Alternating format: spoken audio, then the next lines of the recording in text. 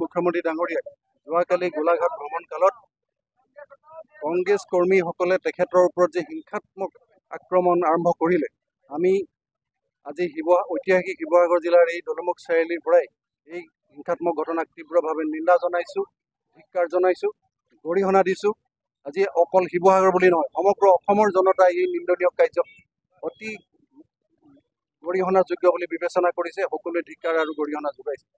এটা কথা নিশ্চিত যে ৰাজনৈতিক ক্ষেত্ৰত যি গণতান্ত্ৰিক ব্যৱস্থা আছে, সেই গণতান্ত্ৰিক ব্যৱস্থাৰে তেখেতলোকে আন্দোলন কৰক, তেখেতলোকে গণতান্ত্ৰিক ব্যৱস্থা হাতত ৰাখি পেলাই আগুৱাই যাওক। এইদৰে মুখ্যমন্ত্ৰী ডাঙৰীয়াক তেখেতলোকে হিংসাত্মক ব্যৱস্থাৰ আশ্ৰয় লৈ কেতিয়াও তেখেতৰ গতিৰ প্ৰতিৰোধ কৰি ৰাখিব নোৱাৰে।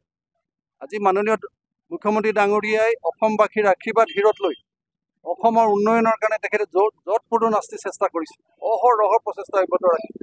কিন্তু তাকে সহ্য কৰিব নোৱাৰি কংগ্ৰেছীসকলে যি তেখেতৰ গতি ৰোধ কৰিবৰ কাৰণে যি হিংসাত্মক ঘটনা পদক্ষেপ লৈছে, ই সঁচাকৈ গৰিহণাৰ যোগ্য। আমি গৰিহণা যোগাইছোঁ।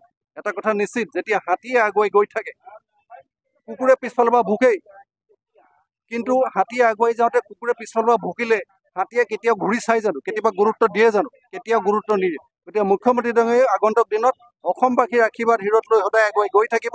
কংগ্ৰেছীসকলে পিছফালৰ পৰা যিমানেই চিঞৰ বাখৰ এই হিংসাত্মক পদক্ষেপ নলওক, তেখেতক কেতিয়াও প্ৰতিৰোধ কৰি ৰাখিব নোৱাৰে, তেখেতৰ গতি ৰোধ কৰিব নোৱাৰে, কাৰণ অসমবাসীৰ আশীৰ্বাদ তেখেতৰ হিৰত আছে। গতিকে আমি এই কংগ্ৰেছীসকলৰ এই যি নিন্দনীয় কাৰ্য, তাক আমি তীব্ৰ ভাষাৰে গৰিহণা দিছোঁ আৰু ধিক্কাৰ জনাইছোঁ।